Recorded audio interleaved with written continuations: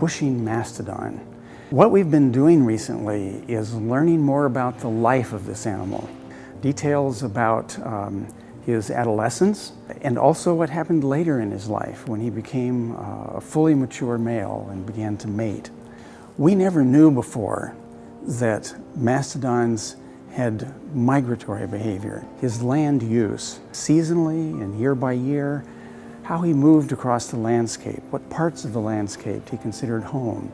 Probably one of the most significant findings is that mastodons showed a regular annual mating behavior. They traveled. Mastodons are relatives of elephants, not especially close relatives of elephants. Mammoths are much closer, but mastodons are more distant relatives of elephants. Male mastodons got into huge battles. The Buesching animal actually died in one of those battles. And an important point that we haven't quite captured yet is that all of that history is captured, is recorded in the structure and composition of the tusk. But in addition to daily layers, there are layers that are about 2 weeks in duration, and there are layers that are annual layers. To study this tusk, we first had to cut the tusk down the middle, and the parts that we chose were times when we could see that there was variation in growth rates.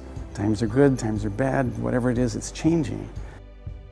So after those tusk slabs have been cut and polished, we can sample them incrementally for both strontium isotopes and oxygen isotopes. And then the trick is matching those values of strontium isotopes to the landscape. Each value is basically a little geographic fingerprint. What my role is translating that fingerprint to an actual landscape use.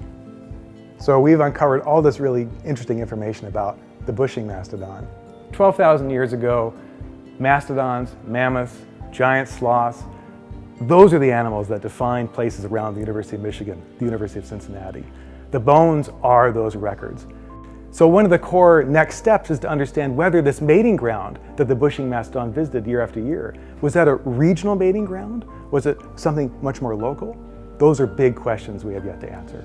Today, using new geochemical techniques and models, we can show that mastodons like the Buesching mastodon migrated every year to the mating grounds.